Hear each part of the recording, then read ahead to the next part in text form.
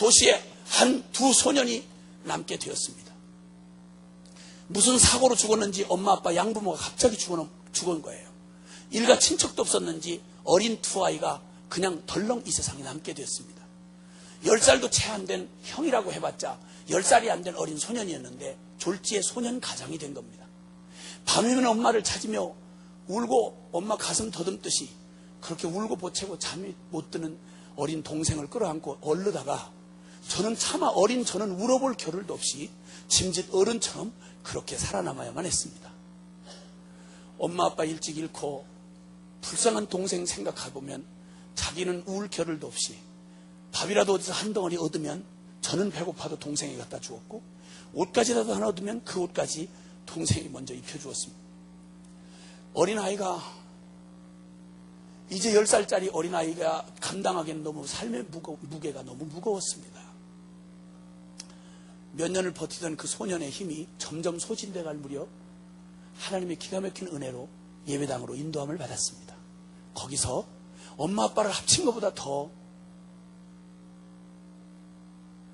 놀라우신 예수님의 사랑을 만났습니다.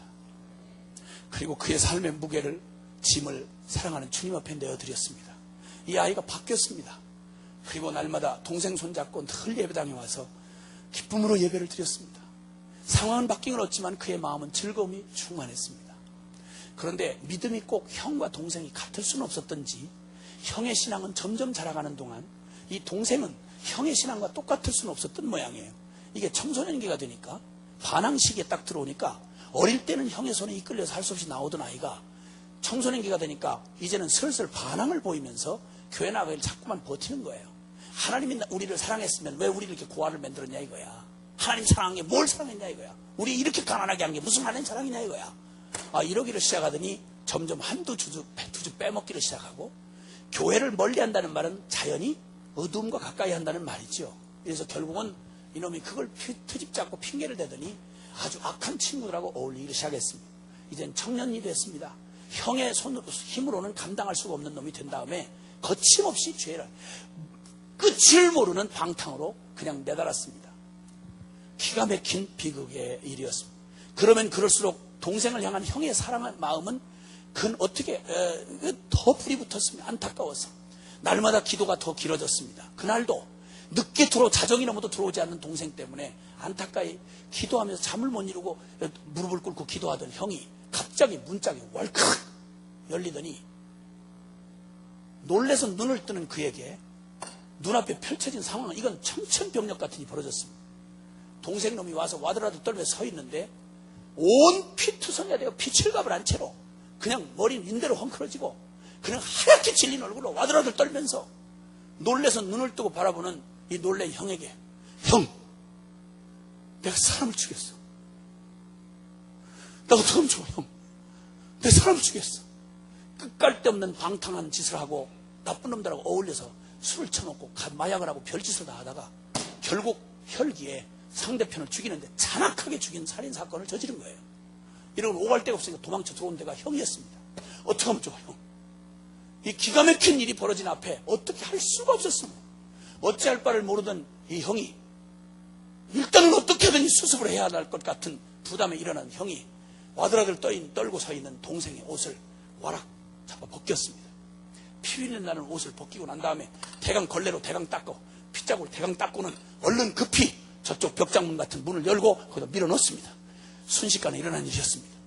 동생을 밀어놓고 어지러이 널려진 피 비린내 나는 그 피 묻은 옷을 내려다보던 형이 사랑하는 주님 앞에 잠깐 묵도하는 타더니 무슨 생각을 했는지 갑자기 자기의 옷을 벗는 것이었습니다.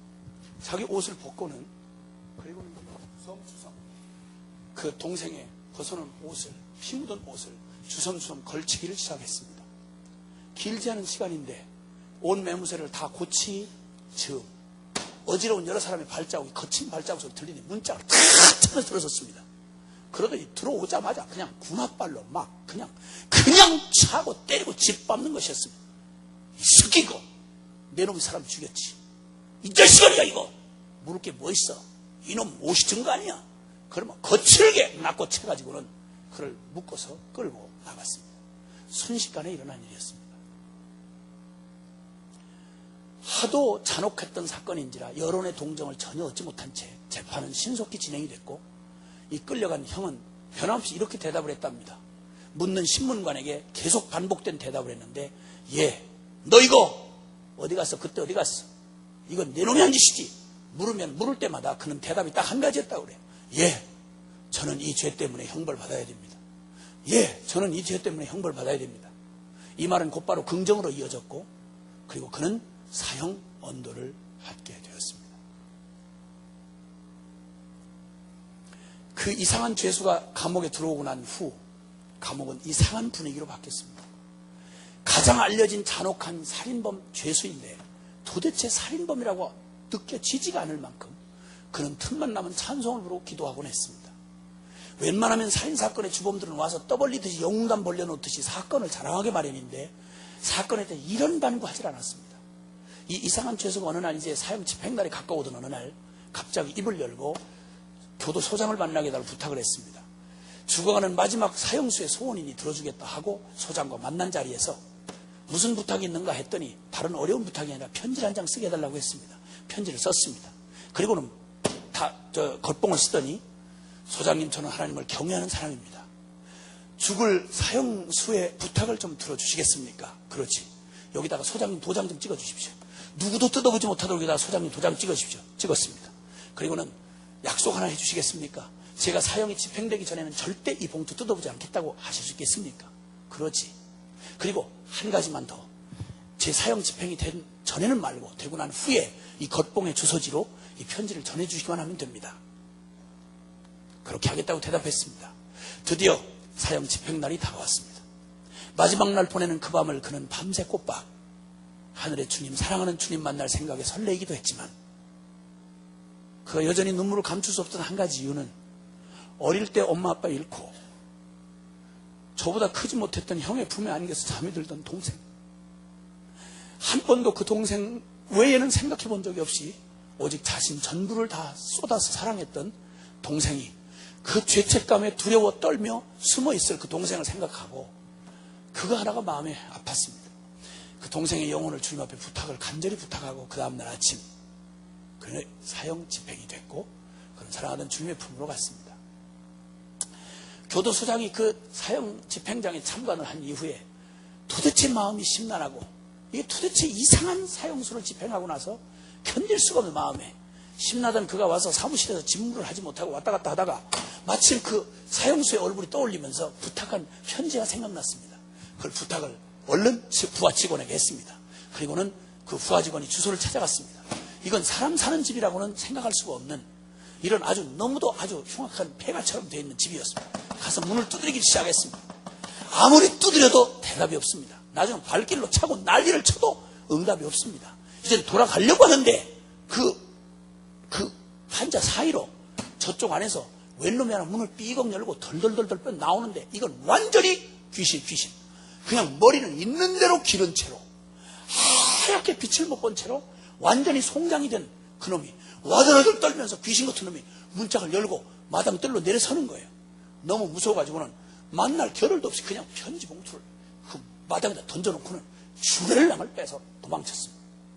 잡으러 온 줄 알고 이제는 끝이구나 싶어서 이제는 나왔던 그가 웬 사람이 편지 봉투를 하나 던져놓고 가는 걸 딱 받아보는 순간 그렇게도 그 사건 이후에 두려워서 나와서 소식을 들을 수도 없이 그냥 두려움에 떨면서 초조하게 피 말리는 죽음과 같은 그 숨어 지내는 시간이 흐른 몇 달이 지난 후에 처음으로 받아보는 형의 필체가 보였습니다.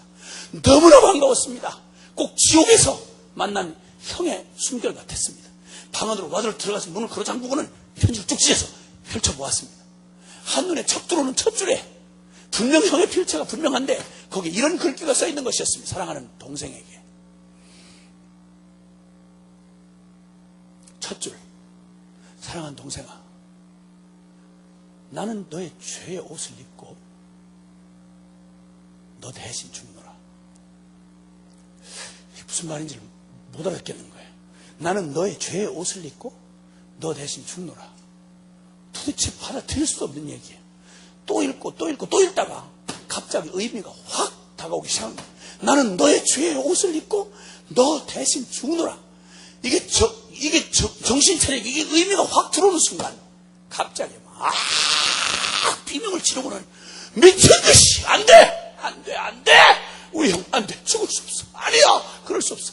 그리고 문짝을 걷어차고 쫓아나갔습니다. 어디로 가야 할지 무엇을 해야 할지 알지 못한 채 그 편지를 옮겨진 채로 그리고는 막 미친 듯이 몇 시간을 온 도시를 돌고 울고 소리치고 이 미친놈이 그냥 막 귀신같이 설치고 날치다가 몇 시간이 지났는지 모를 시간에 드디어 형무소에 도착을 했습니다.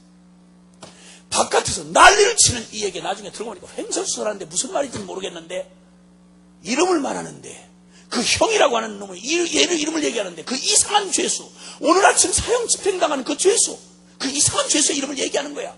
이게 무슨 일인가? 이놈이 이게 뭐라고 떠드는데 문장은 맞아지지 않는데 분명한 거 한 가지는 바로 사형수하고 이게 무슨 관계가 있는 동생이라는 놈이고 이게 뭐라고 떠드는데 무슨 말인지 모르겠어요. 소장이 소란한 얘기를 듣고 불러왔어요. 그런데 이가 와서 횡설서 떠드는 얘기 중에 소장이 들어서도 안 되고 들을 수도 없는 얘기를 떠들어대는 거예요.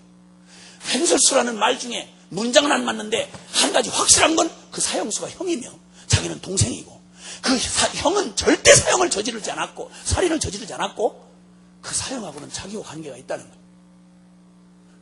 이 상을 더 들어서도 안 되고 알아서도 안 될 일이.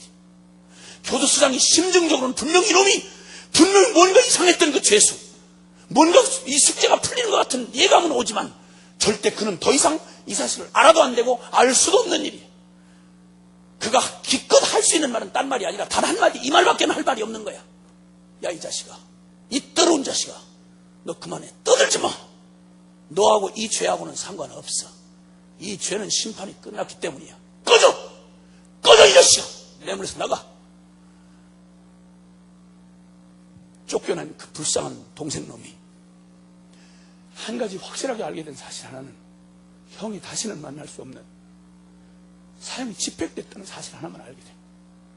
어떻게 할 줄을 모른 채로 미친 듯이 휘적거리면서 가까스로 밤이 늦은 시간에 자기 집으로 돌아왔어요. 다시는 이 땅에서 만날 수 없는 형이 사라졌다는 걸 깨닫게 된 뒤 있을 때는 잘 모르겠더니 사라지고 나니까 자기의 삶에 형을 빼놓고는 아무것도 없다는 걸 깨닫어요. 문제는 이 형을 다시는 만날 수가 없다는 거예요. 죽을 것만 같고 이건 지옥도 이렇게 무서운 지옥일 수가 없는 거예요. 통곡을 하고 울고 불고 아무리 해도 다른 건 다 그만둬놓고도 이제는 이 형을 영원히 만날 수 없다는 이 절망감에 몸부림치던 그가 나중에는 이제 자기 영혼 안에 그냥 이런 절규가 나오게 되는 거예요. 나 어떻게 하면 형 만나나? 근데 어렵지 않게 알 수 있는 것은 형이 평생 믿어왔던 그가 그렇게 바랬던 천국 간 건 분명히 알겠어. 주일학교 때 끌려다니면서 주일학교 때 배웠던 얘기, 형이 가 있는 곳이 천국이라는 것과 그곳을 가려면 절대 어떻게 해야만 가는지를 들었던 얘기, 그냥 귀로 넘겨들었던 얘기지만 알 수 있는 거예요. 한 가지, 그런데 무서운 이 살인범인 자기 같은 놈이 들어갈 천국은 없는 거야. 이때 자기도 모르게 자기는 못 가겠지만 그런 너무너무 간절한 소원이 생겨서 이렇게 기도가 나오는 거예요. 우리 형이 하나님, 우리 형이 사랑하는 하나님, 나는 천국 갈 수 없는 놈이 지옥 갈 놈이지만 나 지옥 가더라도 한 번만 우리 형 좀 만날 수만 있게 해달라고. 나는 우리 형 좀 내가 천국 갈 자격은 없지만 우리 형을 만날 수 있는 게 천국 가는 길밖에 없다면 날 좀 천국 좀 들어갈 수 있게 해줄 수 없냐고. 여러분, 이 간절한 질문은 어쩌면 주님이 더 말해주고 싶은 말이었는지도 모르지요. 오랜 시간 기다려왔던 이 질문에 주님이 늦게 대답할 리가 없었습니다. 그날 밤 그는 십자가를 이해하는 데 어려움이 없었습니다. 왜냐하면 이미 형을 통해서 십자가를 경험했기 때문에. 그날 밤 그는, 그 불쌍한 동생놈 그는, 형이 죽을 때 죽었던 그는 이제는 그가 아닌 이젠 전혀 다른 사람으로 그 다음 날 아침을 맞이했습니다. 형이 남긴 유품을 찾아보려고 했더니 없어. 낡은 옷 몇 벌밖에는 오직 자기만을 위해 살아준 형이기 때문에 남은 게 아무것도 없는 거예요. 그러다가 절박하게 어제 그 손에 땀에 쪄든 편지지, 이게 생각이 났어요. 그래가지고 방 안에 떨고 놨던 그걸 꼬깃꼬깃 해진 편지지를 다시 읽었어. 다시 펼쳐봤어. 너무 충격을 받아 한 줄밖에 못 읽었는데 그 다음 줄이 있다는 걸 그제서 본 거야. 그 다음 줄에 이런 글이 써있는 걸 발견했어요. 첫 줄, 사랑하는 나의 동생아, 나는 너의 죄의 옷을 입고 너 대신 죽노라. 그 다음 못 봤던 둘째 줄이 있는 거예요. 넌 이제 나의 옷을 입고 나처럼 살아라.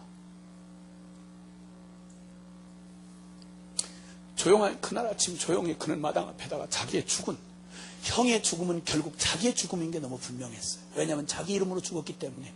그래서 자기는 이미 죽은 거야. 제게 속했던 모든 지저분한 거 다 끌어다가 마당에서 죽음과 함께 다 불을 태웠어요. 그리고 오직 형의 달랑 남은 옷 한두 벌만 남겼어요. 그리고는 드디어 자기의 속옷까지 다 벗어 던지고 형의 옷으로 갈아입었어요. 그리고 이제는 형이 하던 짓을 고스란히 하는 거예요. 주일날이 되면 형이 입은 옷을 입고 형이 앉은 자리를 물어서 형이 앉아서 어떻게 예배를 드렸냐고 물어봤어요. 그럼 교인들이 다 말해주었어요. 얼마나 전심으로 예배를 드렸는지, 얼마나 주님을 사랑한 사람인지. 그 얘기를 듣고는 형이 한 것과 똑같이 그 자리에 앉아서 형이 한 것과 똑같이 감격으로 찬송을 부르고 형이 한 것처럼 똑같이 주님을 섬기고 봉사하고, 그리고 집에 돌아오면 형의 그 넓은 작업복을 입고 형이 그렇게 일했던 것처럼 정직하게 일하고 진실하게 일하고, 그 도시의 사람들은 몸은 분명히 동생인데 하는 짓은 꼭 형처럼 하는 이상한 한 사람만 남아있는 것을 보게 되었어요. 세월이 지난 어느 날 그 구질구질한 잡다한 그 쓰레기 같은 놈들이 세월이 지나서 아픔이 잊혀갈 무렵 이 지저분한 자식들이 와가지고는 찝쩍거리며 그 동생의 옷자락을 또 잡아 당기는 거야. 야, 이 자식아, 너 명 길구나. 야, 재수 있는 놈이구나. 야, 살았으면 또 가서 즐겨야지. 가자고. 이렇게 끌면 그 동생이 대답하는 말은 항상 한결같이 한 가지였다고 그래요. 옷자락을 끊은 놈에게, 그 구데기 같은 인생 같은 놈에게 대답하는 말이 뭐라고 하니, 이 옷 주인은 그런 짓 하지 않았어. 이 옷 주인은 그런 데 가지 않았어. 이 옷 주인은 그런 말 하지 않았어.